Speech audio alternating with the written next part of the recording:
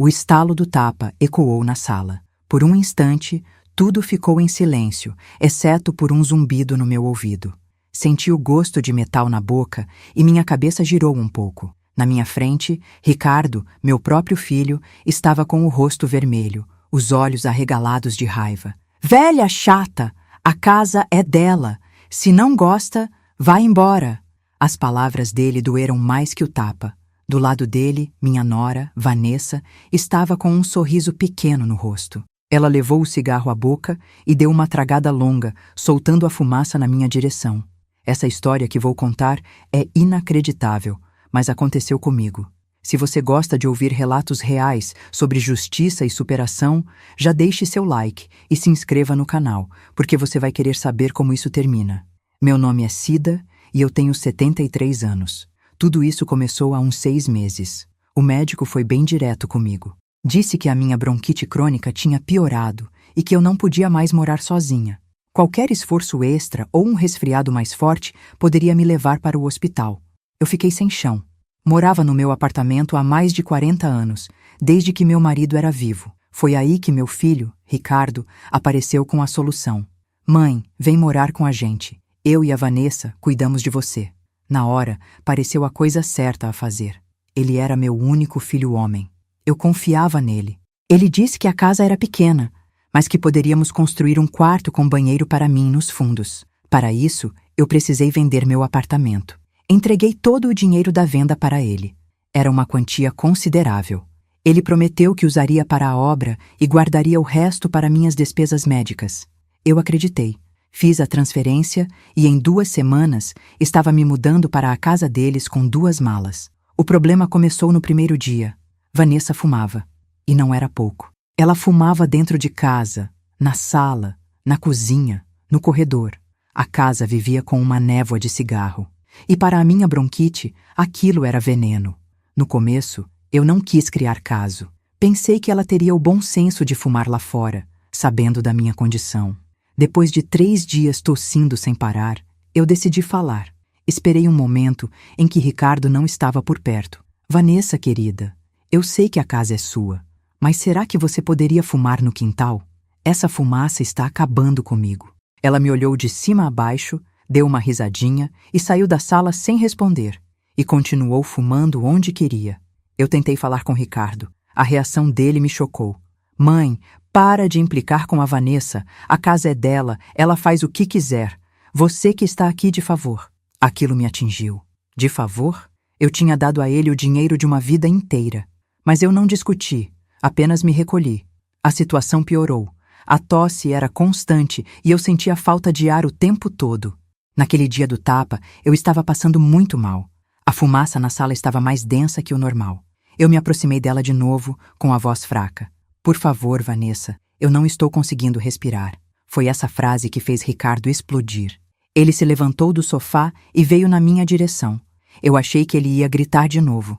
Nunca imaginei que ele levantaria a mão para mim. Depois do grito, o silêncio tomou conta. Eu fiquei parada, com a mão no rosto, olhando para o meu filho. Ele não parecia arrependido. Vanessa apenas assistia, satisfeita. Eu não disse uma palavra. Apenas me virei, subi as escadas devagar e entrei no pequeno quarto que eles me deram. Tranquei a porta, sentei na cama e peguei meu celular. Havia apenas uma pessoa para quem eu poderia ligar. Meu dedo tremeu um pouco na tela, mas eu encontrei o contato. Juliana, minha filha, era a única pessoa que me ouviria de verdade. Liguei. Ela atendeu no segundo toque, a voz preocupada. Mãe?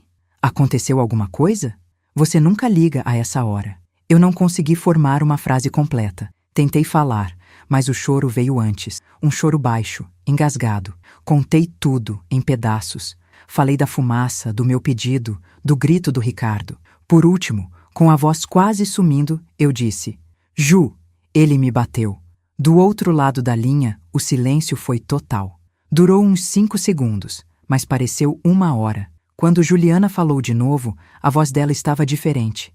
Era fria, dura. Mãe, escuta bem. Pega uma bolsa pequena. Coloca seus documentos, seus cartões e todos os seus remédios. Só o essencial. Não desliga o telefone. Me deixa na linha. Estou saindo de casa agora. Chego em 40 minutos. Não foi um pedido. Foi uma instrução clara. E ouvir aquela firmeza me deu a força que eu precisava. Concordei com a cabeça, mesmo sabendo que ela não podia ver. Me levantei e peguei uma mochila velha. Fiz exatamente o que ela mandou. Documentos, a caixinha com os remédios da bronquite e o carregador do celular. Eu precisava sair dali sem que eles me vissem. Fui até a porta do quarto e encostei o ouvido. A televisão da sala estava ligada, bem alta. Eles estavam lá embaixo, agindo como se nada tivesse acontecido. A ideia de passar por eles me deu um calafrio. Olhei para a janela. O quarto ficava no segundo andar, mas a janela dava para o telhado da garagem. Não era uma altura impossível. Meu coração começou a acelerar. Eu tinha 73 anos e problemas para respirar. Não era uma atleta.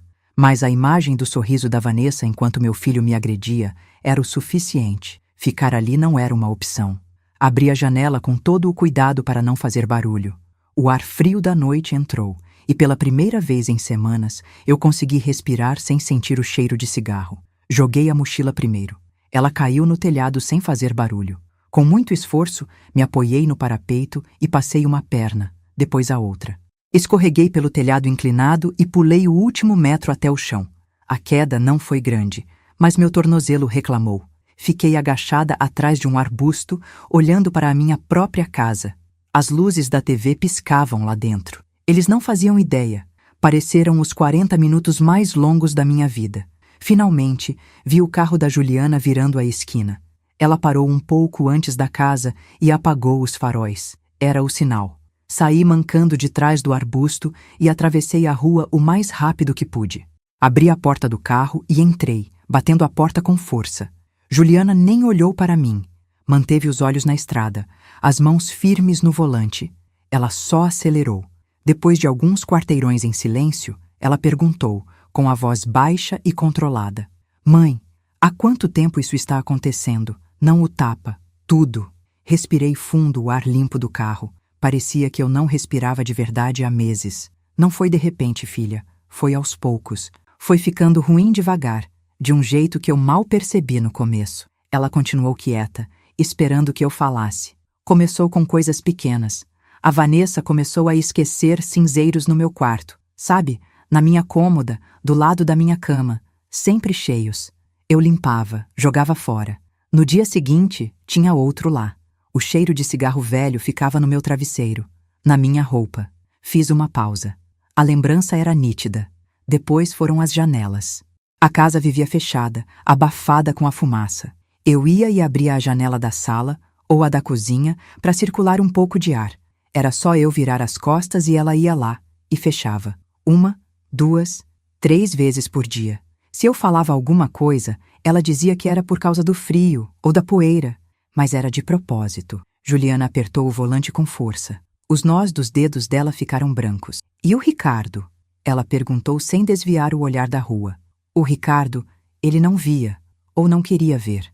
Eu tentava falar e ele dizia que eu estava implicando, que eu precisava me adaptar, que eu estava sendo ingrata.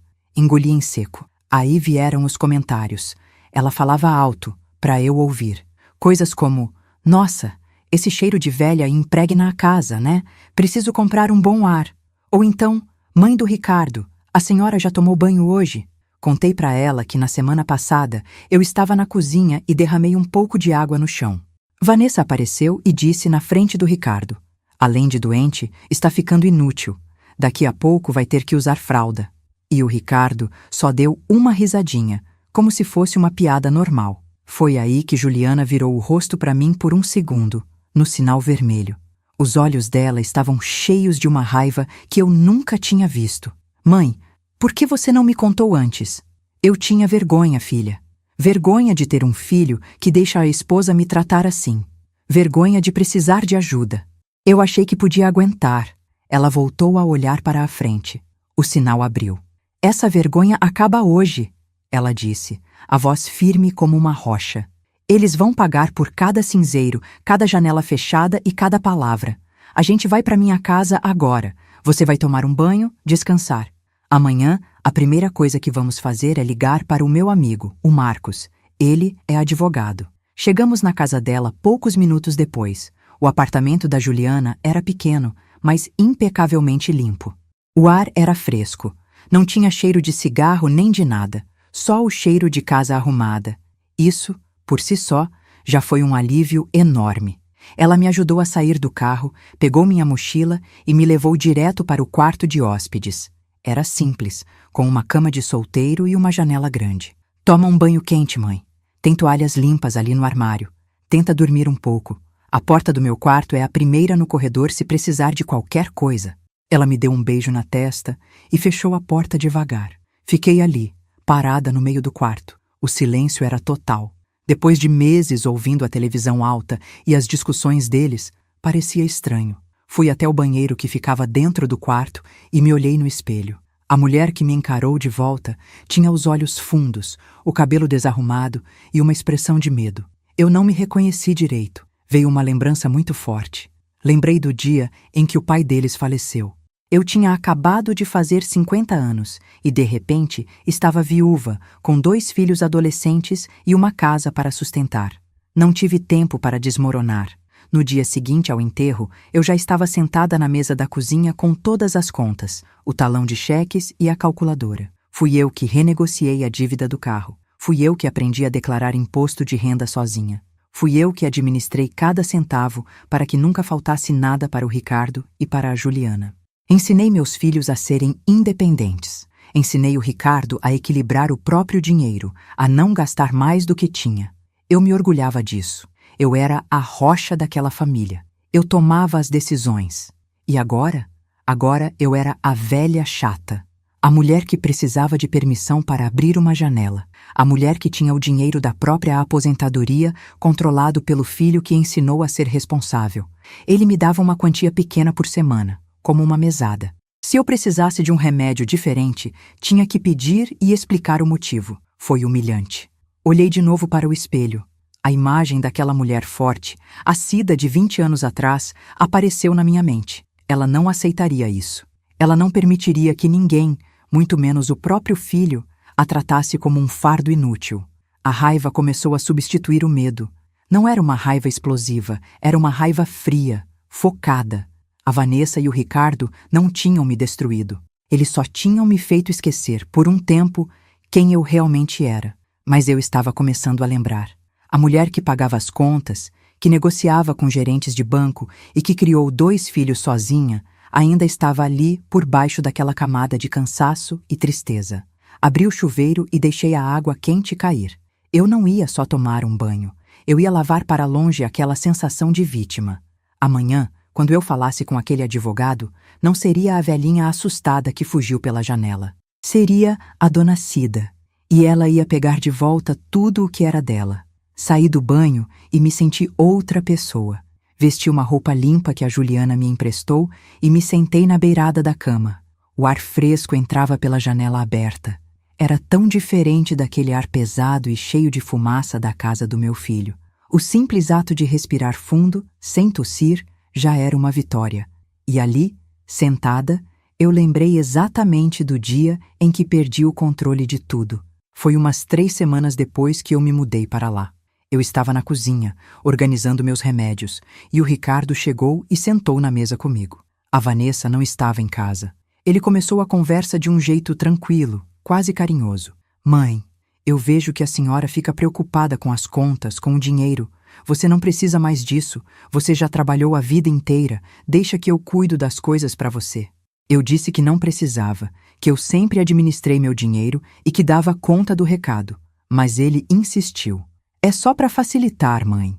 A gente usa a sua aposentadoria para ajudar nas despesas da casa, como combinado. Se a senhora me der o cartão, eu pago a luz, a água, o mercado, tudo de uma vez. Fica mais fácil do que ficar me dando o dinheiro todo mês. Eu hesitei. Aquele cartão era minha independência. Mas eu olhei em volta. Eu estava morando na casa dele. Eu não queria parecer ingrata ou criar um problema. Eu me sentia um fardo e a proposta dele parecia uma forma de eu contribuir sem ter que lidar com o processo. Eu só queria paz. Tá bom, meu filho. Se você acha que é melhor assim, foi a pior decisão da minha vida. Ele pegou meu cartão do banco e eu disse a senha para ele. Naquele momento, eu me senti aliviada por não ser um peso morto. Mal sabia eu que estava entregando minha liberdade. Na semana seguinte, a mudança foi imediata. Ele me deu R$ 100 em dinheiro. Toma, mãe, para a senhora ter para algum remedinho ou um pão, se quiser comprar na padaria. Eu, que administrava uma casa inteira com um salário mínimo, agora recebia dinheiro contado para um pão. Se eu precisasse de algo mais caro, como um remédio específico que o plano não cobria, eu tinha que pedir e explicar. Era humilhante. Aquela lembrança, ali no quarto limpo da Juliana, me deu um nó no estômago. Não era só o cigarro, não era só a humilhação verbal. Eles tinham um plano. O desprezo da Vanessa era só a ponta de tudo. O verdadeiro golpe estava sendo dado pelo meu próprio filho, em silêncio, toda vez que ele usava o meu cartão. Peguei um papel e uma caneta que estavam na mesinha de cabeceira. Anotei a data aproximada em que entreguei o cartão. Anotei os valores que ele me dava por semana. Eu ia chegar na reunião com o advogado preparada. A velha inútil ia mostrar que ainda sabia fazer contas. E a conta deles estava prestes a chegar. Terminei de anotar tudo e deixei o papel e a caneta de lado. Respirei fundo e me levantei para ir ao banheiro, beber um copo d'água. Acendi a luz e meu reflexo apareceu no espelho do armário. Eu tinha evitado me olhar direito desde que cheguei. Mas agora eu olhei. E lá estava, a mancha roxa começando a ficar amarelada nas bordas, bem na maçã do meu rosto, onde a mão do meu filho tinha me acertado. Até aquele momento, a dor era uma coisa que eu sentia por dentro. A humilhação, a falta de ar, a tristeza de ser tratada como um estorvo. Ver aquela marca no meu rosto foi diferente. Aquilo era concreto. Era uma prova física de que, para ele, eu não era mais a mãe dele. Eu era um problema que ele resolveu com um tapa, como se eu fosse uma criança desobediente e não a mulher que deu a vida por ele. A tristeza que eu senti na hora que ele me bateu sumiu. Aquele nó no estômago por causa do dinheiro que ele pegava também desapareceu. No lugar, ficou uma coisa fria, uma calma que me assustou um pouco. Eu entendi tudo com uma clareza que doía. Não era mais sobre me defender ou fugir, era sobre lutar. Voltei para o quarto da Juliana sem fazer barulho. Abri a minha mala, que estava num canto, ainda com as roupas jogadas de qualquer jeito. No fundo, debaixo de umas blusas de lã que eu quase nunca usava, eu senti uma bolsinha de tecido. Abri o zíper e tirei de lá um celular antigo, bem simples, daqueles que só fazem ligação. Eu tinha comprado esse aparelho há uns 2 anos, com um chip pré-pago, e deixava guardado para uma emergência. O Ricardo não fazia ideia que ele existia. Ele achava que controlava toda a minha vida, inclusive meu celular principal, já que era ele quem pagava a conta. Ele controlava tudo, menos aquilo. Sentei na cama e liguei o aparelho. A bateria ainda tinha um pouco de carga. Disquei o número da Juliana. Eu sei que ela estava no quarto ao lado, mas eu precisava fazer aquela ligação. Precisava que aquele momento fosse um marco, um início oficial de tudo. Ela atendeu no primeiro toque, a voz sonolenta e preocupada. Mãe, aconteceu alguma coisa? A senhora tá bem? Eu respirei fundo, olhei para a porta fechada e falei com a voz mais firme que eu consegui. Filha, tá tudo bem. Na verdade, tá tudo ótimo. Eu lembrei de uma coisa muito importante que o advogado vai gostar de saber. Houve um silêncio do outro lado da linha. Eu continuei. Amanhã, a gente não vai só conversar com ele. A gente vai começar a acabar com isso. Eu sei exatamente por onde começar. A gente vai pegar eles, Juliana. Desliguei o celular e coloquei de volta na bolsinha de tecido, no fundo da mala. Eu sabia que não precisava ter ligado, mas aquele ato foi simbólico. Foi como assinar um contrato. Agora, não tinha mais volta. Não deu nem 1 minuto e eu ouvi a porta do meu quarto abrir devagar. Era a Juliana. Ela estava de pijama, com o cabelo preso de qualquer jeito. A luz do corredor entrava no quarto e iluminava metade do seu rosto. O olhar dela foi direto para o meu. Depois, desceu um pouco, para a minha bochecha. Eu vi a expressão dela mudar na hora. A preocupação que ela tinha na voz, ao telefone, se transformou em uma raiva fria, silenciosa. Ela não precisou dizer nada. Ela entrou no quarto e fechou a porta atrás de si. Chegou perto de mim e, com muito cuidado, tocou a ponta dos dedos perto da mancha roxa no meu rosto. Eu não me mexi. Mãe, o que é isso? Ela perguntou, mas a voz dela já sabia a resposta. Eu olhei nos olhos dela e falei a verdade, sem choro e sem drama. Foi o Ricardo. A mão dela se afastou do meu rosto como se tivesse levado um choque. Ela não disse mais nada para mim. Só fechou a mão com força, virou as costas e saiu do quarto a passos firmes. Eu fui atrás dela, claro. O meu coração batia um pouco mais rápido, mas não era de medo, era de expectativa. Ricardo estava na sala, assistindo televisão com o volume baixo. Ele nem percebeu a gente chegando. Ricardo, a Juliana chamou. A voz dela era baixa, mas cortava o ar.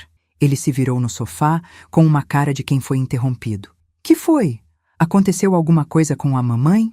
Ele falou como se estivesse preocupado, mas os olhos dele estavam vazios. O que é aquela marca no rosto dela? Juliana foi direto ao ponto. Ele suspirou, um suspiro longo, de quem está cansado de um problema. Ele olhou para mim, depois para Juliana. Ah, Juliana, não começa. Foi só um desentendimento. A mamãe tá teimosa, anda esquecida. A gente acabou discutindo mais alto e eu perdi a paciência. Só isso. A desculpa dele foi tão fraca, tão ensaiada, que pareceu um insulto à inteligência da minha filha. Um desentendimento não deixa uma marca roxa no rosto de uma senhora de 73 anos, ela rebateu, com a mesma calma perigosa. Você bateu nela. Ricardo se levantou do sofá. Eu não bati. Eu só segurei o rosto dela para ela me escutar. Ela estava me tirando do sério, falando da Vanessa, do cigarro. Ela não entende que a casa não é dela. Foi ali que eu vi a chave virar nos olhos da minha filha. Ela não estava mais só com raiva pela agressão. Ela estava desconfiada. Ela entendeu que a história era muito maior do que um tapa por causa de um cigarro. A desculpa esfarrapada do Ricardo acendeu uma luz de alerta nela. Ele estava defendendo a situação com muita força. Ela olhou para ele, depois olhou para mim, parada na porta da sala. A decisão foi tomada em 1 segundo. Pega suas coisas, mãe. Você não dorme mais um dia nessa casa.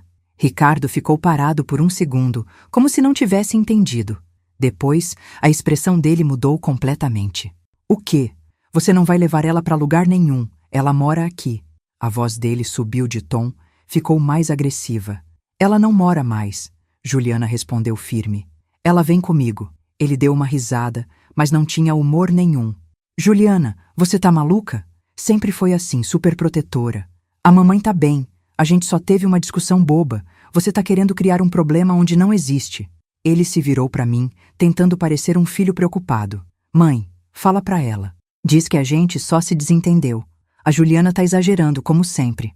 A tentativa de me manipular era tão óbvia que chegava a ser patética. Eu apenas olhei para ele, em silêncio. Meu silêncio foi a minha resposta. Nesse momento, ouvi a porta do quarto deles abrindo. A Vanessa apareceu no corredor, de roupão. Ela olhou a cena toda com um ar de desprezo. O que tá acontecendo aqui? Ricardo, por que essa gritaria? A Juliana quer levar a mamãe embora. Acha que eu bati nela? Ele respondeu, se fazendo de vítima. Vanessa riu. Um riso curto, venenoso.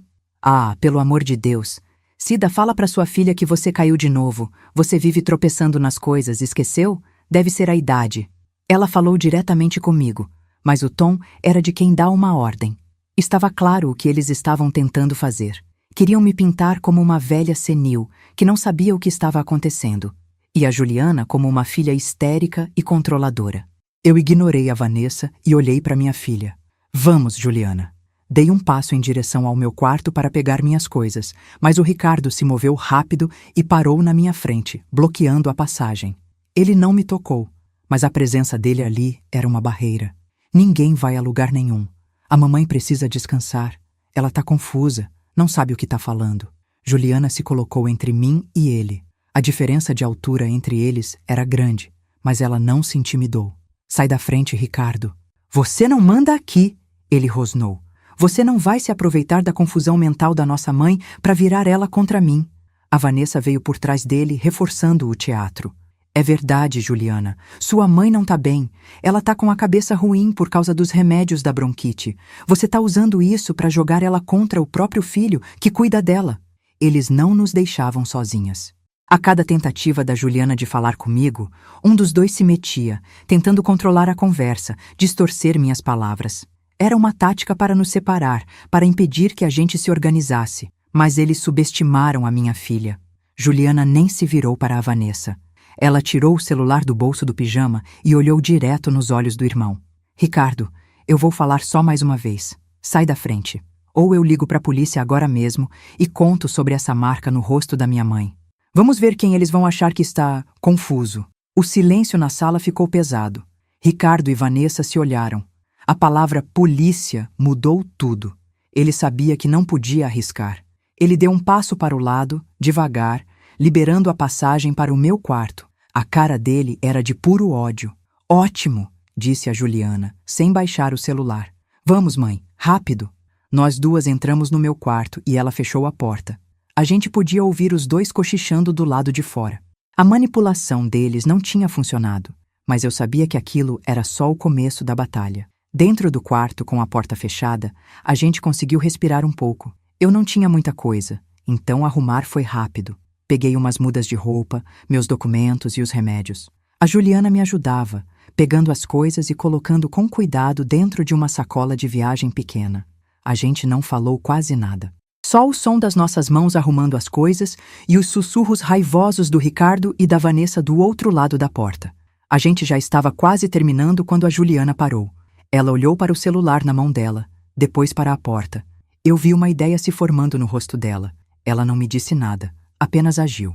Ela pegou o celular, mexeu em alguma coisa na tela bem rápido e colocou ele virado para baixo na minha mesinha de cabeceira, do lado do abajur. Mãe, essa sacola é muito pequena, não vai caber tudo, ela disse falando num tom normal. Eu vou até o meu carro rapidinho pegar uma mala maior. Não abre a porta para ninguém, tá? Eu volto em 2 minutos. Eu só balancei a cabeça, concordando. Entendi o que ela estava fazendo. Ela abriu a porta do quarto e saiu. Ricardo e Vanessa estavam parados no corredor como 2 guardas. Onde você vai? Ele perguntou com a voz dura. Pegar uma mala no meu carro. As coisas da mamãe não cabem aqui, ela respondeu, sem parar de andar. Ouvi os passos dela se afastando e a porta da sala batendo. Fiquei parada dentro do quarto, esperando. Logo em seguida, a voz da Vanessa ficou mais alta, mais perto da porta do meu quarto. Ela achava que eu não podia ouvir. Eu não acredito que você deixou ela fazer isso, Ricardo. Aquela pirralha acha que manda em tudo. E agora? A voz do meu filho era puro veneno. Calma, Vanessa. Deixa ela levar a velha. Vai ser até melhor. A gente fala que ela ficou senil, que a Juliana se aproveitou e sequestrou a própria mãe. O silêncio durou 1 segundo. E então ouvi a frase que gelou meu sangue. Não dá tempo para isso. A Vanessa disse, com urgência na voz. Precisamos acelerar os papéis do asilo antes que sua irmã estrague tudo. Se a Juliana colocar um advogado no meio, a gente perde o controle da casa e do dinheiro dela. Você tem razão, ele concordou. Amanhã mesmo eu ligo pro doutor Almeida e falo para ele agilizar a interdição. A gente interna ela essa semana. Naquele momento, ouvi o barulho da chave na porta da frente. Os cochichos pararam na mesma hora. Os passos da Juliana voltaram pelo corredor. Ela entrou no quarto com uma mala pequena nas mãos e fechou a porta sem olhar para eles. Pronto, mãe. Vamos terminar aqui. Ela agiu com uma naturalidade impressionante. A gente colocou o resto das minhas coisas na mala. Ela pegou o celular da mesinha de cabeceira e guardou no bolso, como se não fosse nada. Quando saímos do quarto, os dois ainda estavam lá, parados. Não falaram uma palavra. Apenas nos olharam com um ódio que eu nunca tinha visto antes. Não precisavam falar. O olhar deles dizia tudo. Nós passamos por eles e fomos direto para a porta. Saímos daquela casa e eu não olhei para trás. Dentro do carro, o silêncio era total. Juliana apenas dirigia, com as mãos firmes no volante. Eu olhava pela janela, mas não via a rua. Eu só via o rosto do meu filho, distorcido pela raiva. O alívio de ter saído de lá era enorme, mas a dor do que tinha acontecido era ainda maior. Depois de uns 10 minutos dirigindo, Juliana parou o carro no acostamento de uma rua tranquila. Ela desligou o motor e se virou para mim. O rosto dela estava sério, concentrado. Mãe, você precisa ouvir isso. Ela pegou o celular, o mesmo que tinha deixado no meu quarto. Com alguns toques, ela deu o play. A voz da Vanessa encheu o carro, seguida pela do Ricardo. A conversa sobre o asilo, a interdição, o dinheiro. Cada palavra era uma facada. Ouvir a voz deles planejando tudo aquilo, com tanta frieza, me deixou sem ar. Era a confirmação de que eu não era uma mãe para ele. Eu era um problema a ser resolvido, um obstáculo. Juliana desligou a gravação. O silêncio voltou, ainda mais pesado. Eu já desconfiava que tinha alguma coisa errada com o seu dinheiro, mãe, ela disse, com a voz baixa e firme. Eles nunca te deixavam ver o extrato do banco, sempre diziam que cuidavam de tudo. Agora, a gente tem a prova de que eles estavam planejando algo muito pior. Eu não conseguia responder. Apenas concordei com a cabeça. Não podemos esperar, ela continuou, mais para si mesma do que para mim. A gente precisa de ajuda profissional. Agora. Ela pegou o celular de novo e procurou um contato na agenda. Vou ligar para o Marcos. Ele é aquele amigo meu da faculdade que virou advogado. Ele é de confiança. Ela colocou o telefone na orelha e esperou. Mesmo sendo tarde da noite, ele atendeu. A voz da Juliana era um resumo perfeito da situação. Calma, mas cheia de urgência. Marcos, desculpa a hora, sou eu, a Juliana. Preciso da sua ajuda. É sobre a minha mãe. Ela explicou tudo de forma rápida e direta. Contou da minha bronquite, dos cigarros da Vanessa, contou sobre a agressão do Ricardo e mostrou a marca no meu rosto. E, por fim, falou da gravação que ela tinha acabado de fazer. Eu via o rosto dela mudar enquanto ela falava, a determinação crescendo. Do outro lado da linha, eu não ouvia o que o Marcos dizia, mas via a reação da minha filha. Ela concordava com a cabeça, séria. Sim, a gravação está aqui comigo. Entendi. Não, claro que não. Não vamos falar com eles de jeito nenhum. Ela desligou o telefone e olhou para mim. Ele disse pra gente ir ao escritório dele amanhã, às 8 da manhã. Ele falou para não falar com o Ricardo nem com a Vanessa, não atender nenhuma ligação. Ele disse que o que eles estão fazendo é crime, abuso de incapaz, apropriação indébita e a agressão. Pela primeira vez em meses, eu senti uma ponta de esperança. Não era mais só a minha palavra contra a deles. Agora a gente tinha um plano. A gente tinha um profissional do nosso lado. Juliana ligou o carro de novo. A gente ia para a casa dela. E amanhã a gente ia começar a lutar. Aquela noite na casa da Juliana foi a primeira em muito tempo que eu consegui respirar fundo sem sentir o cheiro de cigarro. Eu dormi num quarto de hóspedes limpo, com lençóis cheirosos. Mesmo com tudo o que tinha acontecido, o alívio de estar num lugar seguro era muito grande. De manhã, a gente tomou café em silêncio. Não precisava falar muito. Nós duas sabíamos que aquele era o dia em que as coisas começariam a mudar. Juliana me deu uma roupa dela para vestir e, pontualmente, saímos para encontrar o Dr. Marcos. O escritório dele ficava num prédio comercial no centro. Era um lugar sério, organizado. Marcos nos recebeu com calma, sem fazer alarde. Ele era um homem jovem, mas tinha um olhar focado, que passava confiança. Ele pediu para eu contar tudo desde o começo, com os meus próprios detalhes. Depois, ouviu a gravação que a Juliana fez. Ele não demonstrou surpresa, apenas anotava tudo num bloco de papel, com a expressão concentrada. Quando terminamos, ele ficou em silêncio por um instante, organizando os pensamentos. Dona Cida, a primeira coisa que precisamos verificar é a sua situação financeira, ele disse de forma direta. Você tem acesso à sua conta bancária? Extratos? Cartão? Eu neguei com a cabeça. O Ricardo disse que ia cuidar de tudo para mim, para eu não me preocupar. Ele ficava com meu cartão da aposentadoria. Juliana se mexeu na cadeira, inquieta. Ele nunca deixou a gente ver nada, Marcos. Sempre que eu perguntava, ele dizia que estava tudo sob controle. Marcos concordou com a cabeça, como se já esperasse por aquilo. Ok, com a sua autorização, a gente consegue acessar os extratos online agora mesmo. Preciso apenas de alguns dados seus. Ele virou o monitor do computador na nossa direção. Depois que eu passei meus dados, ele acessou o sistema do banco. A página carregou e uma lista de transações apareceu na tela. O silêncio na sala ficou pesado. Eu não entendia muito daqueles números, mas os nomes das lojas eu reconhecia dos comerciais da TV. Eram lugares caros, onde eu nunca tinha colocado os pés. Juliana apontou para a tela com o dedo trêmulo. Mãe, o que é isso? Uma compra de R$2.000 numa loja de bolsas? E esse jantar de R$800? A lista continuava. Roupas de marca, perfumes importados, eletrônicos. Coisas que eu nunca usaria. Mas o que mais me chocou foram os saques. Vários saques de R$1.000, feitos em caixas eletrônicos, às vezes mais de um na mesma semana. O dinheiro da minha aposentadoria, que mal dava para os meus remédios e uma vida simples, estava sumindo. Era como ver um filme de terror com o meu nome nos créditos. Aquilo me deixou sem reação. Marcos rolou a página para baixo, mostrando os extratos dos últimos 6 meses. O padrão era o mesmo.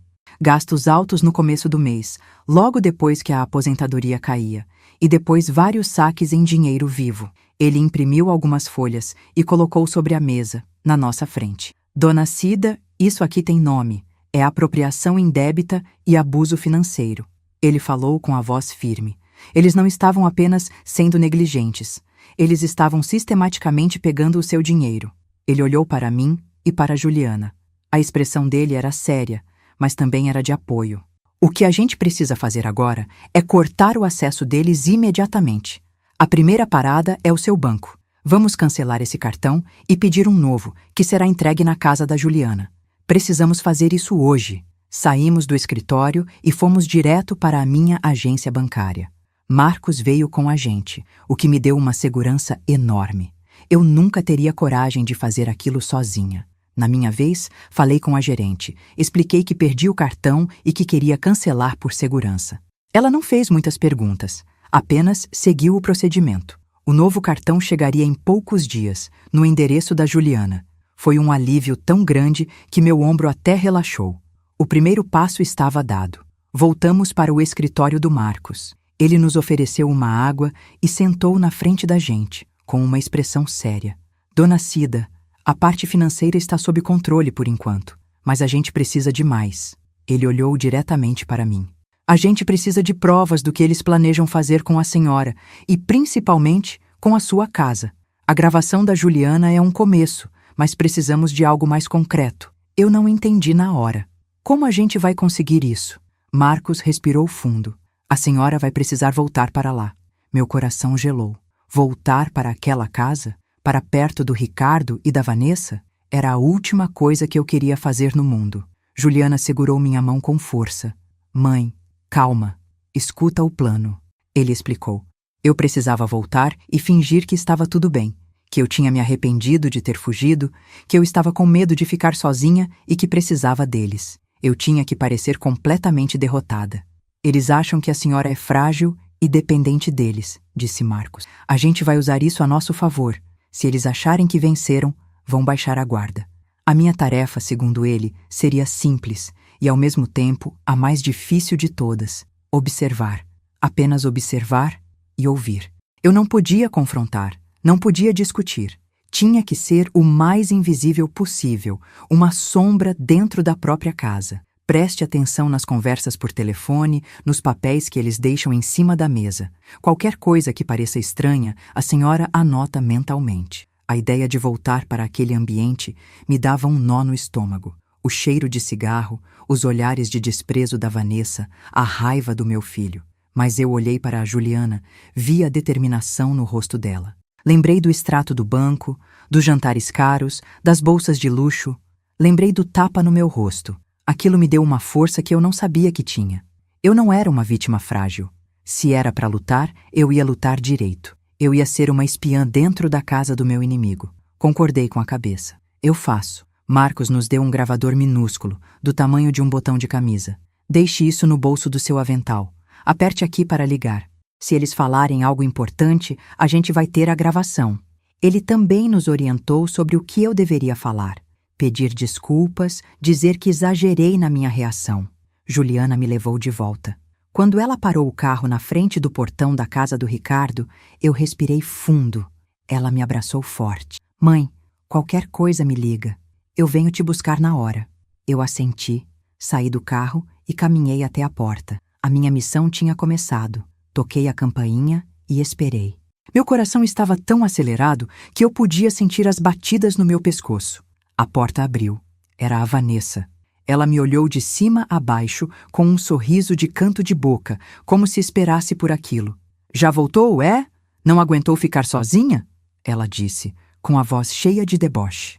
Eu respirei fundo e disse as palavras que o Marcos me orientou a falar. Eu peço desculpas. Eu não devia ter saído daquele jeito. Eu exagerei. Ricardo apareceu atrás dela com os braços cruzados. A expressão dele era dura. Ainda bem que você reconhece. Fez um escândalo por nada. Ele não parecia nem um pouco arrependido. Para eles, eu era só um problema que tinha voltado para o lugar. Eles me deixaram entrar e eu fui direto para o meu quarto nos fundos. O cheiro de cigarro ainda estava por toda parte. Coloquei minha bolsa na cama e liguei o gravador no bolso do meu avental, como o Marcos tinha ensinado. A minha atuação tinha começado. Os dias seguintes foram os mais difíceis da minha vida. Eu agia como uma sombra. Limpava a casa, cozinhava e não falava nada a não ser o essencial. Evitava olhar nos olhos deles. Eu ouvia as conversas, sempre com o gravador ligado. Eles falavam sobre contas, sobre comprar um carro novo. Falavam de mim como se eu não estivesse ali, me chamando de a velha ou o problema. Cada palavra era uma facada, mas eu engolia seco e continuava. Eu tinha um objetivo. Toda noite eu mandava uma mensagem para a Juliana dizendo que estava tudo bem. Na quinta-feira à tarde, eu estava na cozinha quando meu celular vibrou no bolso. Era a Juliana. Pedi licença para ir ao banheiro e me tranquei lá dentro. Atendi o telefone com a voz baixa. Filha, tá tudo bem? A voz dela do outro lado estava tensa. Mãe, o Dr. Marcos ligou. Ele encontrou uma coisa. É muito sério. Meu estômago revirou na hora. O que ele encontrou, Juliana? Fala. Houve uma pausa e eu ouvi ela respirar fundo. Mãe, ele conseguiu acesso aos e-mails do Ricardo. Ela continuou. E cada palavra que saía da boca dela era pior que a anterior. Marcos tinha descoberto uma troca de e-mails entre o meu filho e uma clínica de repouso. O nome da clínica era estranho. E depois Marcos descobriu que ela tinha uma fama péssima, com várias denúncias de maus tratos. Nos e-mails, Ricardo descrevia o meu comportamento. Dizia que eu estava confusa, agressiva, com sinais claros de demência. Ele estava construindo um caso para me interditar, para me declarar incapaz. Sentei na tampa do vaso sanitário porque minhas pernas não me aguentavam. Não era só sobre o dinheiro da aposentadoria. O plano era muito maior. Eles queriam me internar à força, me tirar de circulação. Com um laudo médico falso, eles teriam o controle total sobre mim e, principalmente, sobre a minha casa, o único bem valioso que eu tinha. Eles iam me apagar da minha própria vida. Foi aí que eu entendi. Aquilo não era só ganância, era crueldade pura. Eu desliguei o telefone.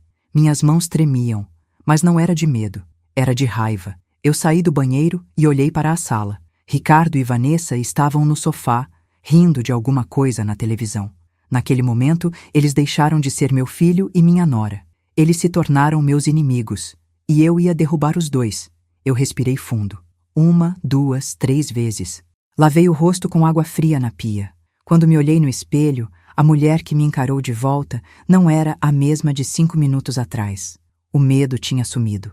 No lugar dele, ficou uma coisa dura, fria. Eu não estava mais tentando sobreviver naquela casa. Eu estava caçando. Saí do banheiro e caminhei de volta para a cozinha. Passei pela sala e vi os dois, Ricardo e Vanessa, ainda rindo na frente da televisão. Eles não faziam ideia do que eu tinha acabado de descobrir. Não faziam ideia de que a velha, que eles tanto desprezavam, tinha acabado de se tornar a maior ameaça que eles já enfrentaram. A vontade que eu tive foi de ir até lá e gritar tudo na cara deles. Mas eu não fiz isso. A Cida de antes faria isso, chorando. A nova Cida sabia que o silêncio era uma arma melhor agora. Peguei um copo de água e voltei para o meu quarto. Mandei uma mensagem para Juliana. Preciso falar com você e o Dr. Marcos. Urgente. Me busca em 30 minutos. Depois, voltei para a sala, com a expressão mais neutra que consegui fazer. Ricardo, acabou meu remédio para a pressão. Preciso ir na farmácia comprar. Ele nem olhou para mim. Pega o dinheiro na gaveta da cozinha e vai. Não demora. Era exatamente o que eu queria ouvir. Juliana já estava me esperando no fim da rua. Entrei no carro e a primeira coisa que eu disse foi: vamos para o escritório do Marcos, agora.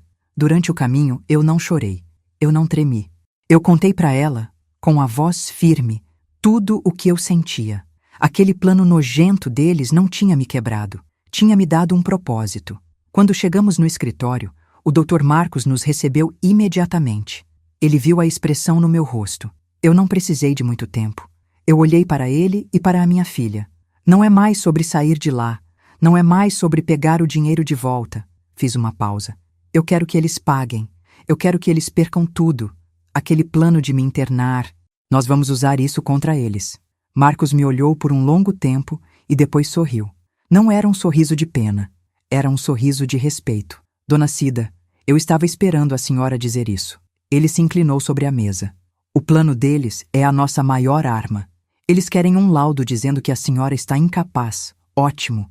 Vamos deixar eles acharem que vão conseguir. A estratégia mudou completamente. Eu não ia mais só gravar conversas sobre dinheiro. Eu ia interpretar um papel. Dona Cida, a partir de amanhã, a senhora vai começar a se confundir, disse Marcos. Esqueça onde guardou as coisas. Troque os nomes. Deixe um prato cair sem querer. Dê a eles exatamente o que eles querem ver. A ideia era horrível. Me fazer de fraca, de senil. Mas eu entendi o objetivo. Eles iriam documentar tudo, felizes da vida, achando que estavam construindo o caso perfeito. Mal sabiam eles que cada prova que juntassem seria, na verdade, um tijolo a mais no muro da prisão deles. Eu concordei com a cabeça. Eu faço. A dor da traição do meu filho era imensa, mas a minha vontade de fazer justiça era maior. Aquilo não era mais só sobre mim. Era sobre mostrar que ninguém pode tratar um idoso como lixo descartável. Eu saí do escritório do Marcos não como uma vítima, mas como uma estrategista. A minha vingança não seria um grito, seria um jogo de xadrez. E eu ia dar o checkmate. No dia seguinte, o jogo começou.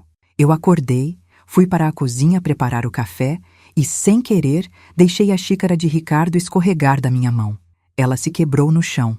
Antes que eu pudesse falar qualquer coisa, ele gritou: "Você não consegue fazer nada direito? Presta atenção, mãe!" Vanessa estava na porta da cozinha, com um sorriso pequeno no rosto. Ela olhou para Ricardo, um olhar que dizia: "Eu te avisei." Eles estavam caindo direitinho. Eu me abaixei para juntar os cacos, escondendo o meu próprio sorriso. Eles morderam a isca. Mais tarde, naquele mesmo dia, enquanto eu estava no meu quarto fingindo tirar um cochilo, meu celular vibrou. Era o Dr. Marcos. Ele não costumava ligar, então eu atendi na hora, falando bem baixo. Ele foi direto ao ponto. "Dona Cida, minha equipe fez uma pesquisa mais a fundo sobre a Vanessa. Encontramos uma coisa." Ele fez uma pausa. "Há 5 anos, ela foi investigada." Meu coração parou por um segundo. "Investigada por quê?" eu perguntei. Marcos respondeu com a voz séria: "Abuso financeiro, contra um tio-avô dela. Ele era idoso e doente. O caso foi arquivado porque não conseguiram provas suficientes na época." Eu desliguei o telefone. Eu não fiquei surpresa. Pelo contrário, tudo fez um sentido terrível. Aquilo não era a primeira vez dela. Ela já tinha um método, uma forma de agir. Meu filho não foi só influenciado por uma mulher gananciosa. Ele foi escolhido. Ela viu nele a ferramenta perfeita para repetir o que já tinha tentado antes. Alguém fraco, com uma mãe que tinha algum patrimônio. Um frio percorreu meu corpo, mas não era pena do meu filho. Era nojo. Ele não era uma vítima da Vanessa. Ele era cúmplice. Aquela informação me deu um tipo de força diferente. Não era mais só sobre me defender. Era sobre parar uma predadora. Naquela noite, durante o jantar, eu confundi o nome da Juliana com o da minha falecida irmã. Ricardo revirou os olhos e disse para a Vanessa: "Tá vendo? Cada dia pior." Vi o olhar de vitória entre eles, o mesmo olhar da manhã. Eles estavam se sentindo gênios, vitoriosos, cada vez mais perto do objetivo. Mal sabiam eles que cada esquecimento meu era uma pá de terra que eu jogava em cima do plano deles. Eles estavam tão ocupados juntando provas contra mim que não perceberam que estavam, na verdade, montando o caso contra eles mesmos. Foram mais 2 semanas naquele teatro. Eu esqueci o fogão ligado 2 vezes. Perdi minha carteira dentro da própria bolsa. Chamei a Vanessa pelo nome da minha vizinha de infância. Cada vez que isso acontecia, eu via a satisfação no rosto dela e a impaciência no do meu filho. Eles trocavam olhares por cima da minha cabeça, achando que eu não percebia. A confiança deles estava no auge. Eles tinham certeza de que eu estava perdendo a lucidez. Foi quando eu joguei o controle da televisão no lixo, junto com os restos do almoço, que eu soube que era a hora. Naquela mesma tarde, liguei para a Juliana. "Filha, fala para o Dr. Marcos que eles estão prontos. A fruta está madura." Nos encontramos no dia seguinte, no mesmo escritório. Juliana estava com o rosto tenso, mas eu me sentia estranhamente calma. Marcos abriu uma pasta sobre a mesa.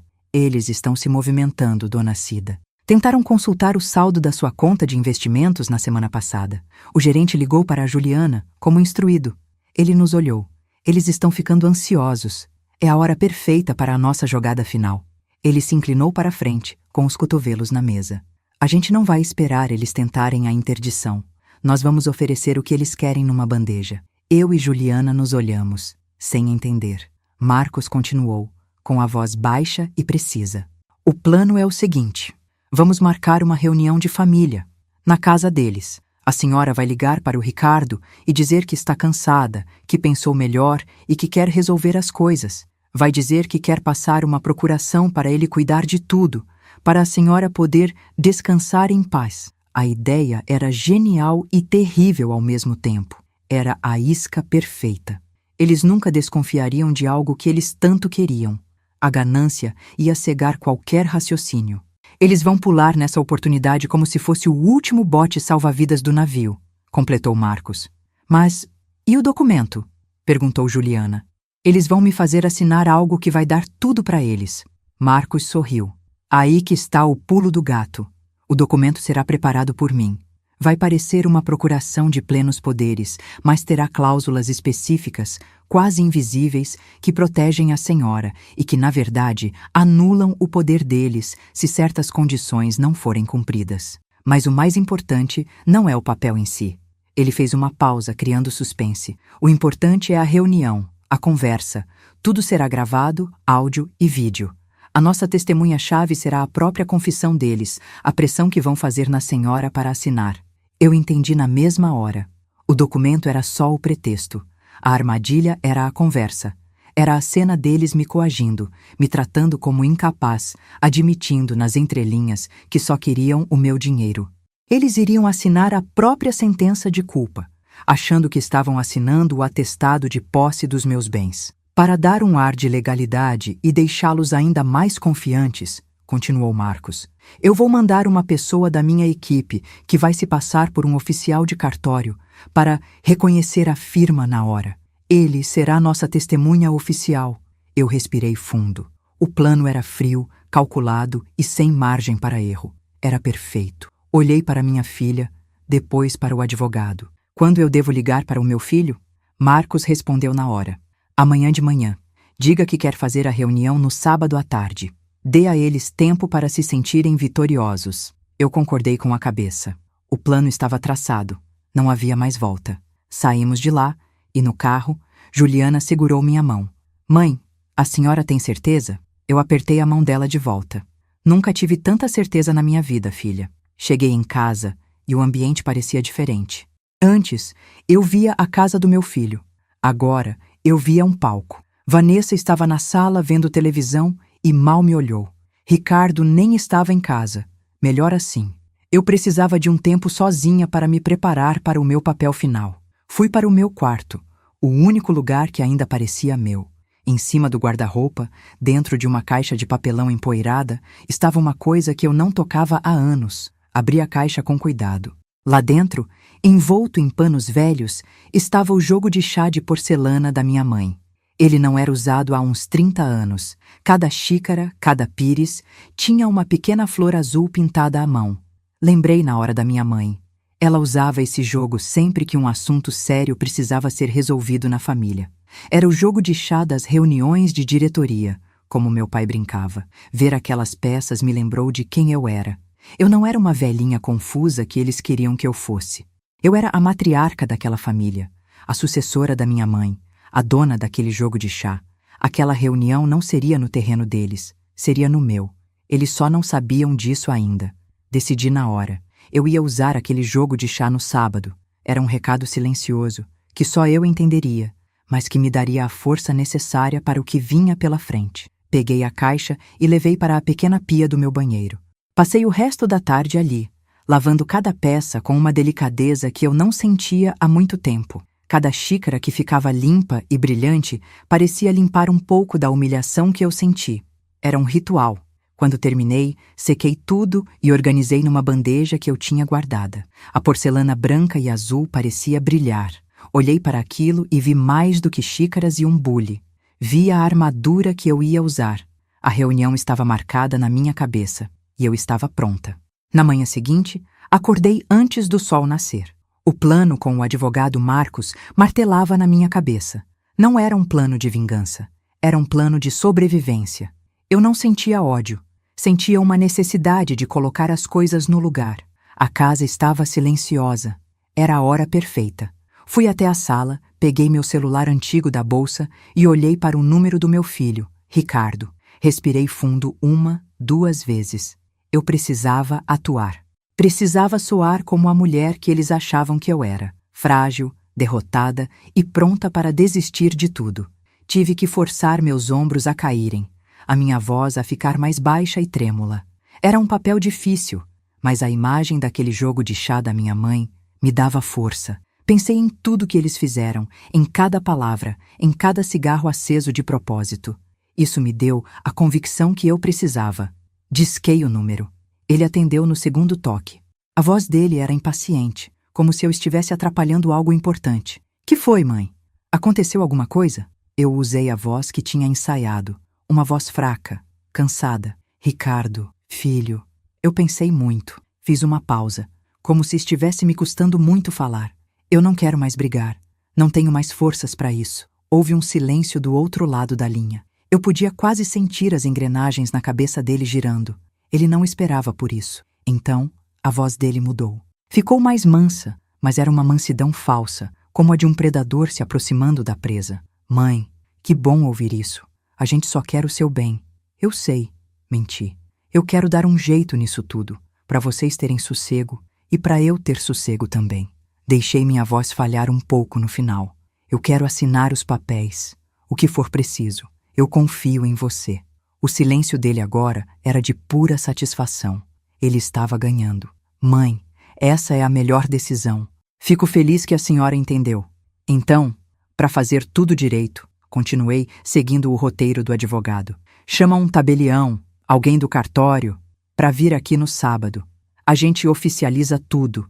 Eu assino o que você e a Vanessa prepararem. Ele nem hesitou. A resposta foi imediata, quase atropelada. Claro, mãe. Perfeito. Sábado à tarde a gente resolve. Eu mesmo cuido de chamar o tabelião. Não se preocupa com nada. Ele tentou soar carinhoso, mas a vitória na voz dele era clara demais. Era o som da ganância comemorando. Tá bom, filho. Sábado então. Desliguei o telefone antes que ele pudesse dizer mais alguma coisa. Minha mão tremia um pouco, não de medo, mas de repulsa. A facilidade com que ele aceitou, a felicidade mal disfarçada. Aquilo me deixou enjoada. Eles não se importavam comigo, só com o que podiam tirar de mim. A isca tinha sido engolida, inteira. Mal coloquei o celular de volta na mesinha e ouvi a porta do quarto dele se abrindo no corredor. A voz do meu filho soou alta, cheia de uma alegria que eu não ouvia há anos. Era uma alegria feia, cortante. Ele não estava tentando ser discreto. Ele queria que eu ouvisse. Vanessa, resolvido. A velha cedeu. Sábado ela assina tudo. Ouvi a risada dela, fina e vitoriosa. Eu não te disse, amor. Era só apertar um pouco que ela quebrava. Finalmente essa velha chata vai parar de encher o saco com essa história de cigarro e bronquite. A voz dela era puro veneno. Eles estavam na sala, achando que a distância e as paredes abafariam o som. Mas eu ouvi cada palavra. Eu já liguei para o tabelião. Ele confirmou para sábado à tarde. Ricardo continuou, animado. Assim que ela assinar a procuração, a gente já pode pedir o empréstimo usando a casa dela como garantia. E a aposentadoria vai direto para nossa conta, sem erro. Eles falavam sobre a minha vida, meu dinheiro e meu futuro, como se estivessem planejando as férias. E a clínica? Vanessa perguntou. Já podemos marcar a internação para a semana que vem? Calma, ele disse, rindo. Vamos pegar o dinheiro primeiro. Uma coisa de cada vez. Mas sim, semana que vem, ela já não vai mais estar aqui atrapalhando. Fiquei parada no meu quarto, escutando. Não senti vontade de chorar. Não senti raiva. O que eu senti foi uma clareza gelada. Eles não me viam como mãe, como gente. Eu era um obstáculo. Um caixa eletrônico com prazo de validade. Cada palavra que eles diziam era um tijolo a mais no muro que eu estava construindo entre mim e eles. Um muro que eles nunca mais conseguiriam atravessar. Eles comemoraram o resto do dia. Pediram comida por aplicativo, algo que nunca faziam. O cheiro de pizza chegou até meu quarto. Ouvi a televisão alta, risadas forçadas. Era a celebração da minha derrota, da minha rendição. Eles tinham certeza absoluta de que tinham vencido. A arrogância deles era tão grande que os deixava cegos. Eles não conseguiam imaginar que a velha chata e doente pudesse ter um plano. Mais tarde, Ricardo bateu na minha porta. Ele entrou com um copo de água na mão e um sorriso falso no rosto. Trouxe uma água para a senhora, mãe. Tá tudo bem? Eu mantive meu papel. Encolhi os ombros, forcei uma voz cansada. Tudo bem, filho. Só estou um pouco indisposta. É bom descansar. Sábado vai ser um dia importante. O começo de uma nova fase, mais tranquila para todo mundo. Ele colocou o copo na minha mesinha e me deu um beijo na testa. O beijo foi frio. Foi a coisa mais nojenta que senti na minha vida. Ele saiu e fechou a porta. Esperei 5 minutos, em silêncio absoluto. Peguei meu celular e abri a conversa com a Juliana. Digitei uma mensagem curta, direta. Eles morderam a isca. O plano está em andamento. Sábado, 2 da tarde. A resposta dela foi imediata. Estaremos prontas, mãe. Eu, você e o Dr. Marcos. Guardei o celular. Olhei para a bandeja com o jogo de chá da minha mãe, limpo e pronto. A armadura estava polida. Agora era só esperar a hora da batalha. A noite ficou silenciosa. A comemoração deles na sala acabou. A televisão foi desligada e as luzes se apagaram. Pela fresta da porta, eu sabia que eles tinham ido dormir, satisfeitos, sonhando com o meu dinheiro. Mas eu não consegui dormir. Não era ansiedade. Era uma clareza que eu não sentia há muito tempo. Era a sensação de saber exatamente o que precisava ser feito. Levantei da cama devagar. Não acendi a luz. Fui até o canto do quarto onde estava a caixa com as minhas coisas, o pouco que eu tinha trazido da minha casa. Abri e tirei de lá o jogo de chá da minha mãe. Era de porcelana fina, com pequenas flores azuis pintadas à mão. O único luxo que eu trouxe para essa casa. Levei a bandeja para o pequeno banheiro do meu quarto. Abri a torneira e deixei a água correr, bem fraca para não fazer barulho. Peguei um pano macio que eu guardava para isso e comecei a lavar cada peça, uma por uma. Primeiro o pires, depois a xícara. Minhas mãos estavam firmes. Cada movimento era preciso, sem pressa. Eu não estava pensando em Ricardo, nem em Vanessa. Eu estava pensando na minha mãe. Ela me deu esse jogo de presente de casamento. Ela dizia que uma mulher forte precisa ter algo bonito para olhar nos dias difíceis. Algo que lembre a ela de quem ela é. Enquanto eu secava a porcelana, senti uma força que não vinha de mim. Vinha dela, das mulheres da minha família. Mulheres que nunca abaixaram a cabeça para desaforo.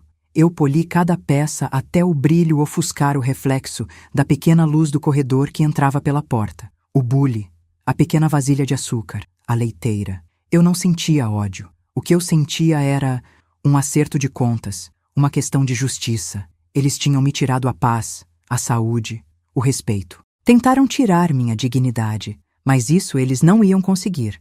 Quando terminei, o jogo de chá parecia novo, perfeito. Coloquei tudo de volta na bandeja, arrumando com um cuidado extremo. Cada xícara no seu lugar, cada pires alinhado. Levei de volta para o meu quarto e coloquei sobre a mesinha de cabeceira.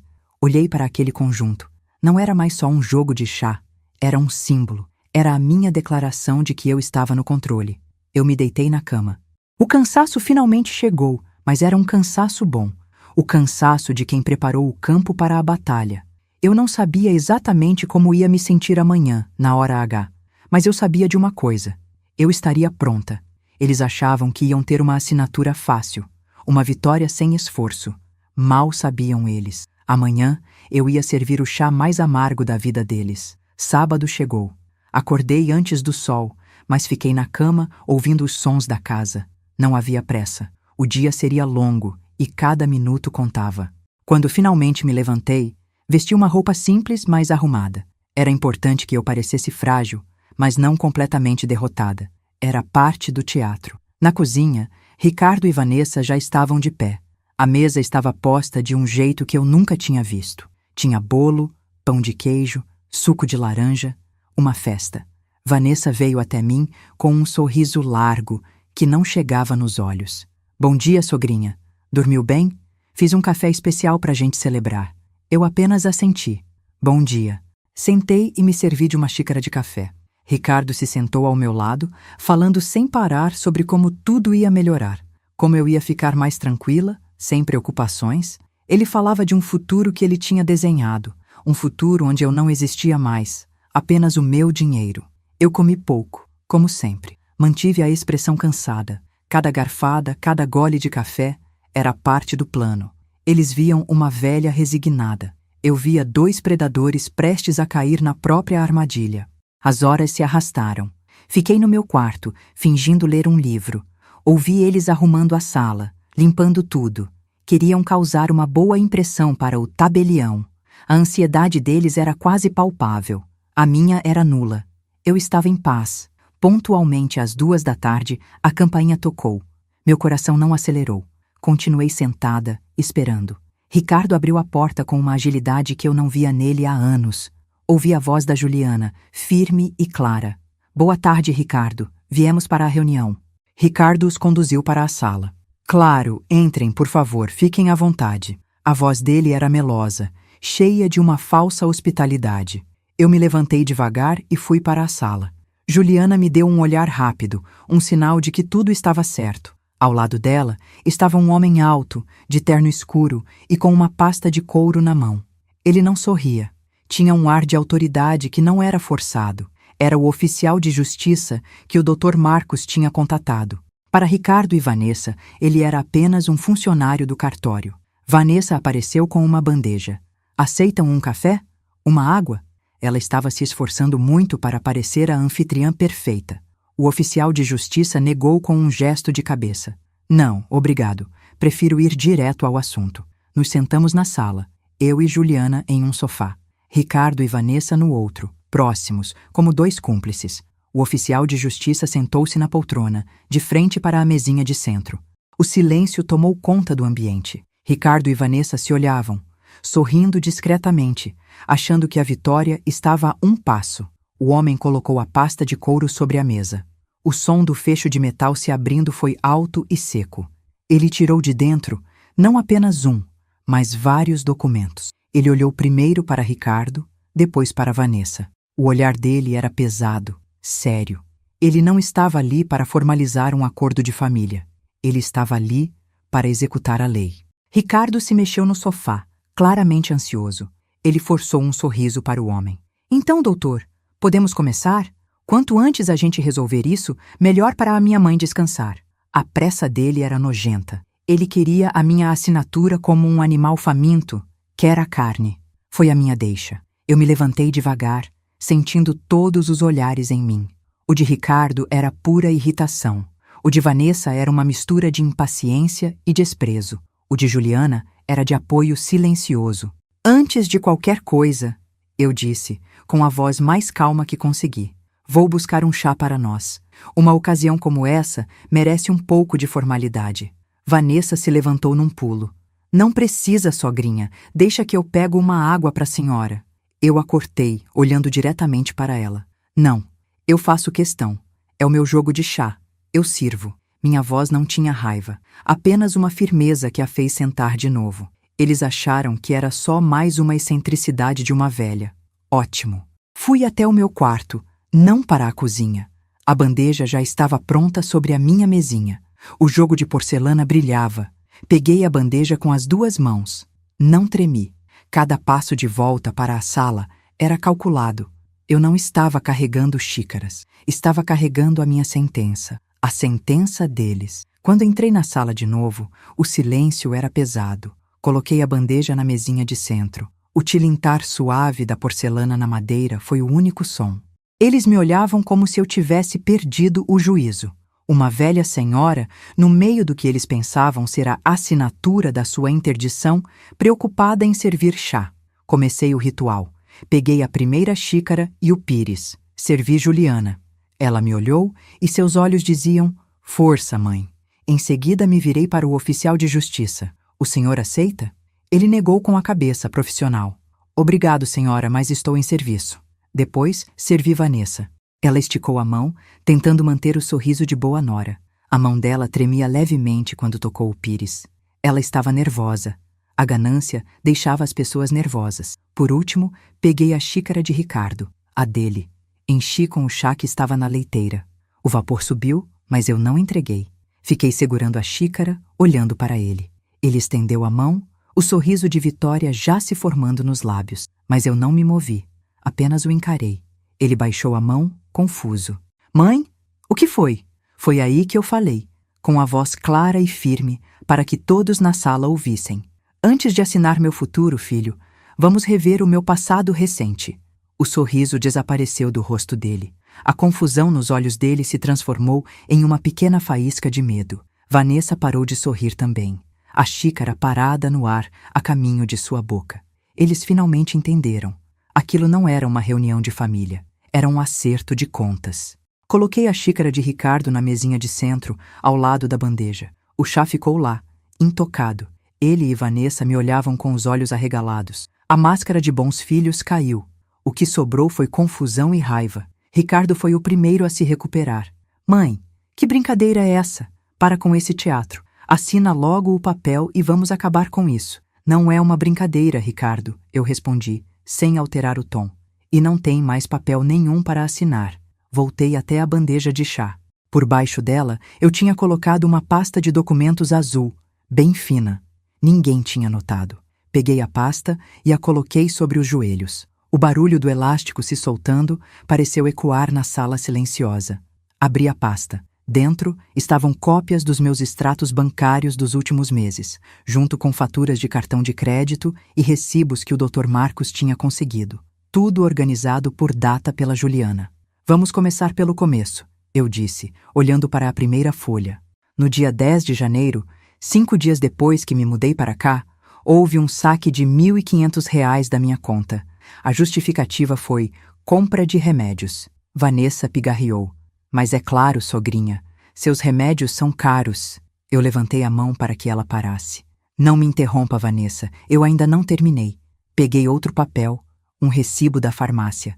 Os meus remédios daquele mês custaram R$ 280. Eu tenho a nota aqui. Onde foram parar os outros 1.220? O silêncio voltou. Ricardo olhava para Vanessa, que de repente parecia muito interessada no tapete da sala. O rosto dele começou a perder a cor. Continuei, passando para a próxima página. Dia 22 de janeiro. Mais um saque. R$ 2.000. Motivo: reforma do meu quarto. Eu olhei em volta do meu quarto, que era visível do sofá. Meu quarto tem uma cama, um armário e uma janela. Não vi reforma nenhuma. Mas vi a televisão nova de 70 polegadas que vocês compraram na mesma semana. Tenho a nota fiscal aqui também. Foi paga em dinheiro. Ricardo engoliu em seco. Ele abriu a boca para falar, mas não saiu nada. O rosto dele, antes confiante e arrogante, estava ficando pálido.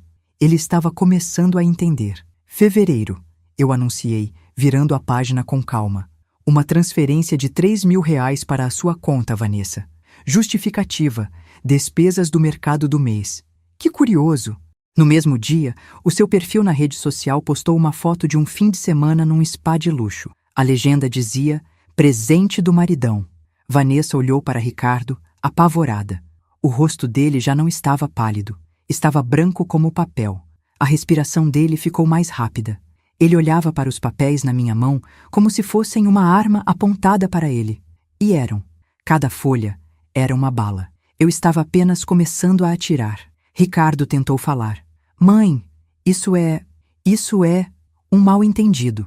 A voz dele saiu fraca, sem convicção nenhuma. Ele parecia um menino pego roubando doce. Não, filho. Mal-entendido é achar que eu sou idiota. Eu respondi, olhando firme para ele. Minha voz não tremeu. Mal-entendido é achar que o amor de uma mãe cega para sempre. Deixei os extratos bancários de lado, sobre a mesinha. No fundo da pasta azul, havia mais algumas folhas, presas com um clipe. Eram as piores. Eram cópias de e-mails, trocas de mensagens entre o meu filho e a esposa dele. O doutor Marcos tinha conseguido tudo legalmente, através de uma ordem judicial. Peguei a primeira folha. O oficial de justiça e o Dr. Marcos se inclinaram um pouco para a frente, atentos. Juliana apertou minha mão por baixo da mesa, me dando força. Ricardo viu os papéis e empalideceu ainda mais. Onde você conseguiu isso? Isso é invasão de privacidade. Você não podia fazer isso. Ignorei ele completamente. Minha atenção estava neles, mas minhas palavras eram para todos na sala. Vamos ler juntos, que tal?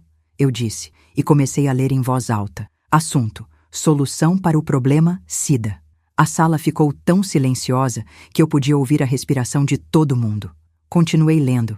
O e-mail falava sobre a clínica Descanso Sereno, um asilo, um lugar que eles pesquisaram com muito cuidado. Falava sobre como a minha bronquite era um fardo e como seria o melhor para todos se eu fosse para um lugar com cuidados especializados. Eles detalhavam como usariam o meu dinheiro da aposentadoria para pagar os primeiros meses e depois como iriam vender a minha casa, a casa onde eu criei meus filhos, para cobrir o resto das despesas. Cheguei na parte final do e-mail, uma frase escrita por Vanessa, mas com a resposta de Ricardo concordando logo abaixo. Li devagar, cada palavra pesando no ar. Precisamos acelerar isso. Quanto antes ela sair, antes teremos nossa paz e o nosso dinheiro. Parei de ler e olhei diretamente para eles. Meus olhos encontraram os do meu filho primeiro.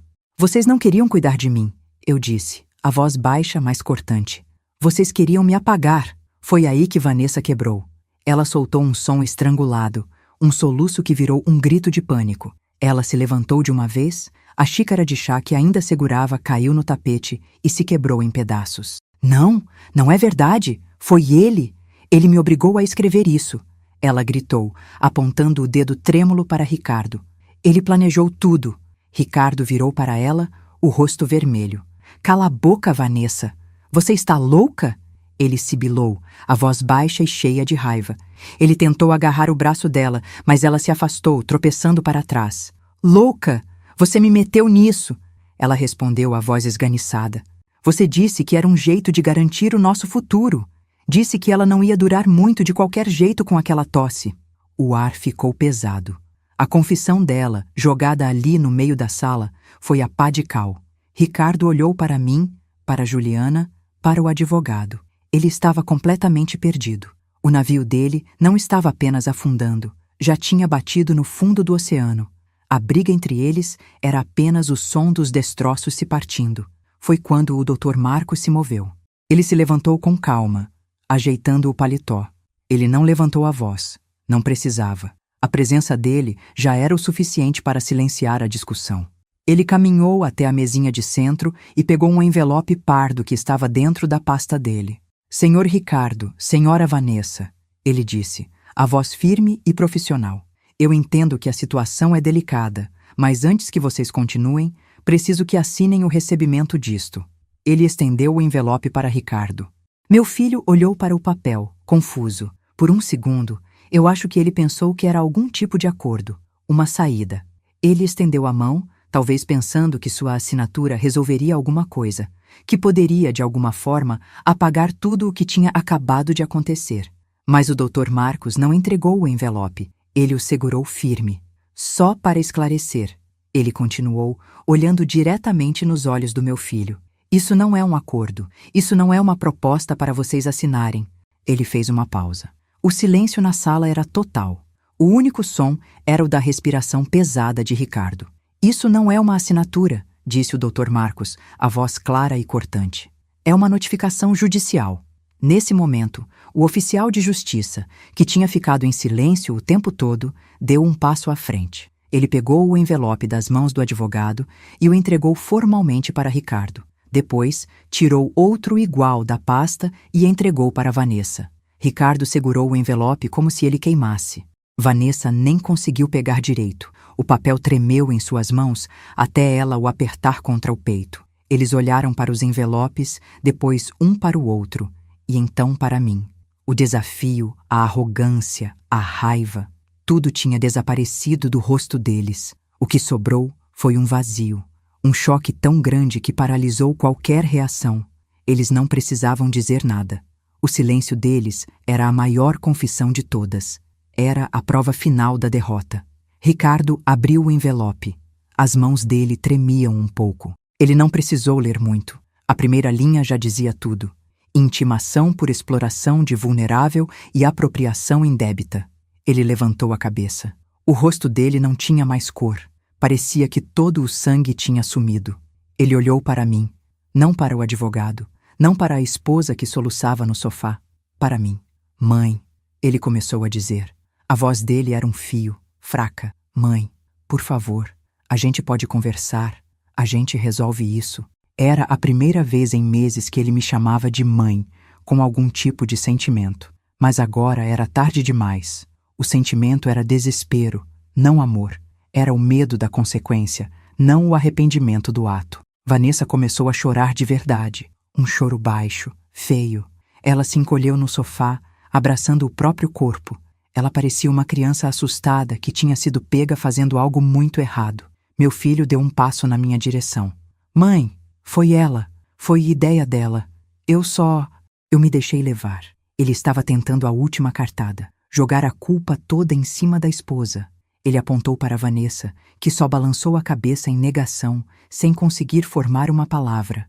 Eu olhei para ele, para o homem que eu criei, o menino que eu ensinei a andar, a falar, e vi um estranho que me bateu e que planejou me descartar num asilo para roubar o que era meu. Aquele pedido de desculpas não significava nada. Senti uma força que não sabia que ainda tinha. Não era raiva, era uma coisa diferente. Era paz. A paz de quem sabe que está fazendo a coisa certa. Me levantei do sofá, fiquei de pé, olhando para ele de cima. Juliana colocou a mão no meu braço, me dando apoio, mas eu não precisava. Eu estava mais firme do que nunca. Apontei para a porta. A casa é sua, Ricardo, eu disse. Minha voz saiu firme, sem tremer. Você me disse isso. Eu não esqueci. Ele parou, confuso com minhas palavras. Talvez ele tenha pensado que eu estava cedendo. A casa é sua, repeti. Mas a partir de hoje, você não tem mais mãe. Falei olhando bem dentro dos olhos dele. Ele recuou um passo, como se minhas palavras tivessem empurrado ele fisicamente. O choque no rosto dele foi imenso. Peguem suas coisas e saiam da minha frente. Minha voz não aumentou. Não precisou. O comando era claro e final. Ricardo ficou parado, a boca entreaberta. Ele não tinha mais nada para dizer. Vanessa só soluçava mais alto, o som preenchendo o silêncio pesado. Eu não esperei por uma resposta. Não me importava mais com o que eles tinham a dizer. Eu virei as costas para os dois e caminhei até a minha filha. Abracei Juliana. E pela primeira vez em muito tempo, naquela casa, eu me senti segura. O barulho dos soluços de Vanessa e o silêncio chocado de Ricardo ficaram para trás. Eles já não faziam parte do meu mundo. O Dr. Marcos e o oficial de justiça cuidaram de tudo a partir dali. Eu e Juliana simplesmente saímos daquela casa. Não olhei para trás. Quando fechei a porta, foi como fechar um livro. Um capítulo muito ruim da minha vida que finalmente tinha acabado. Fomos direto para o apartamento da minha filha.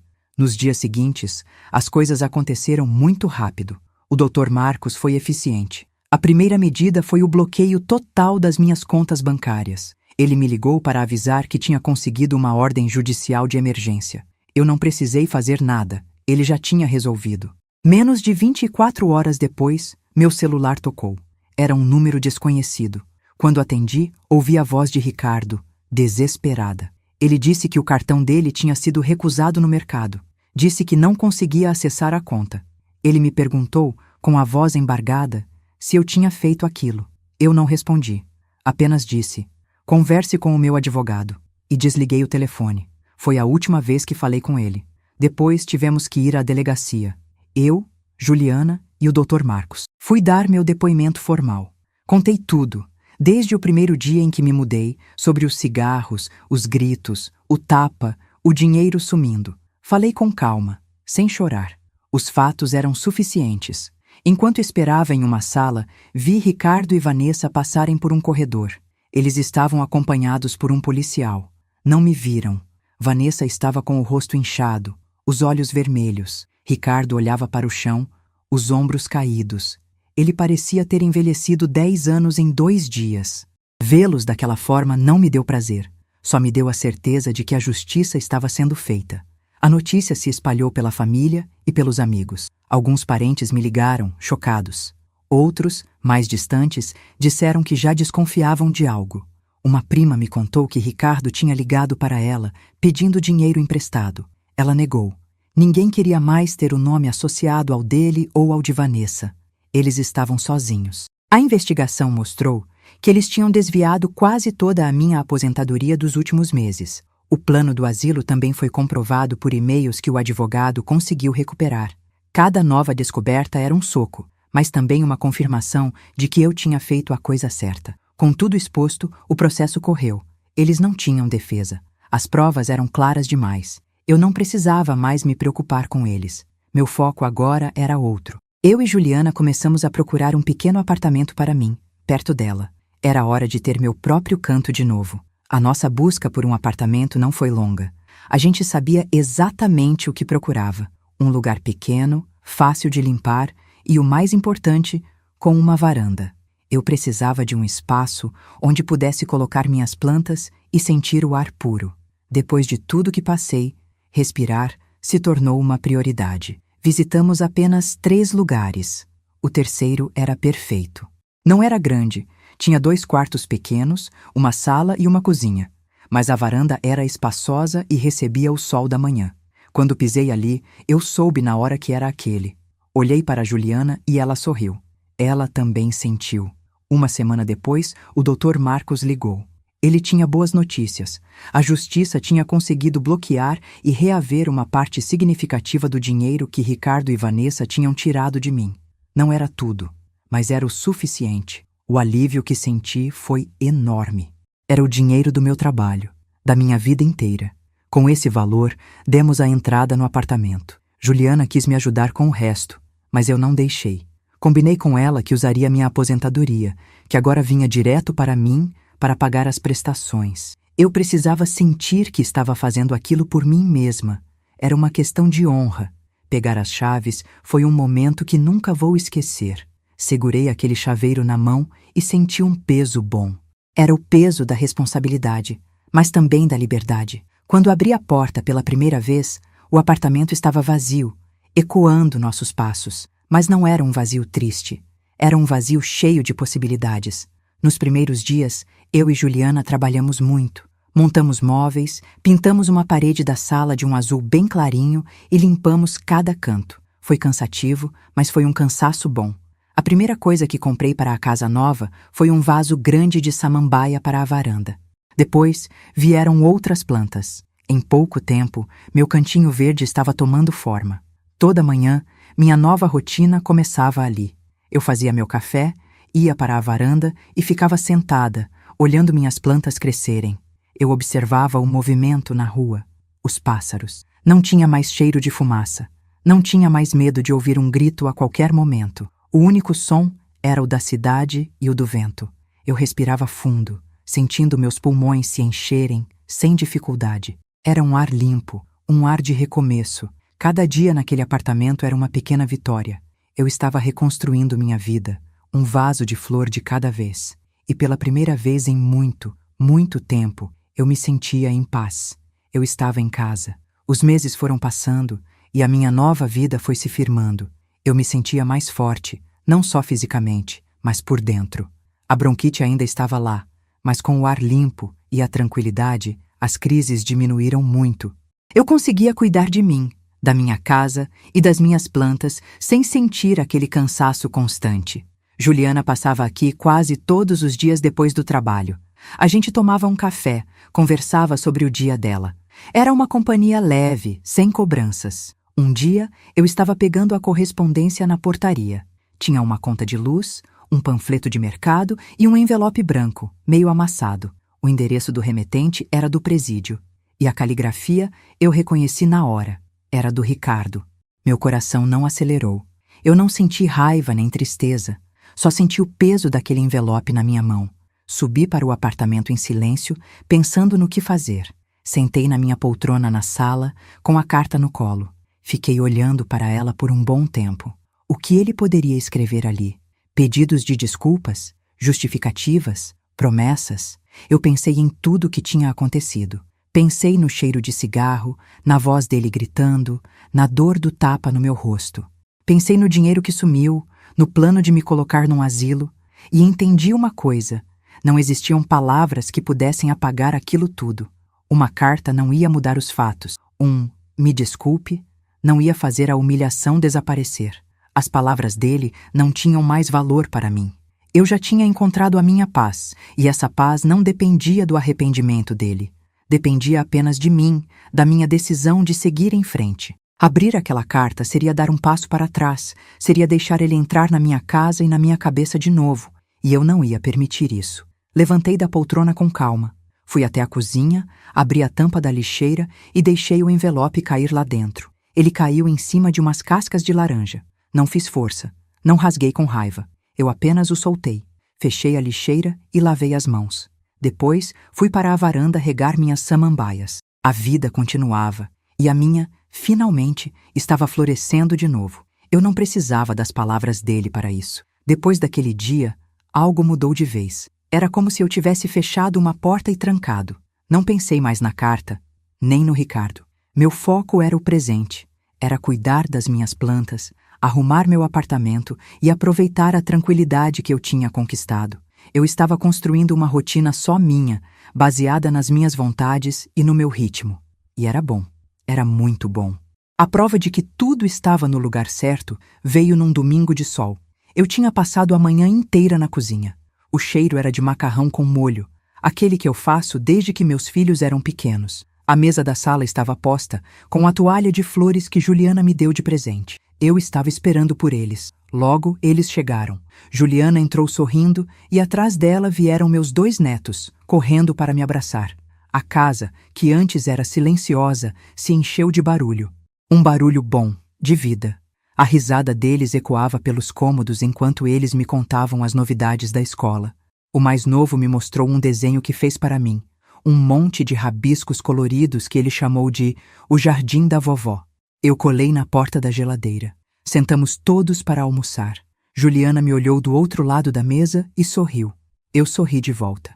A gente não precisava dizer nada. Naquele momento, olhando para o rosto dela e para as crianças se servindo de macarrão, eu senti uma coisa que não sentia há anos. Eu me senti segura.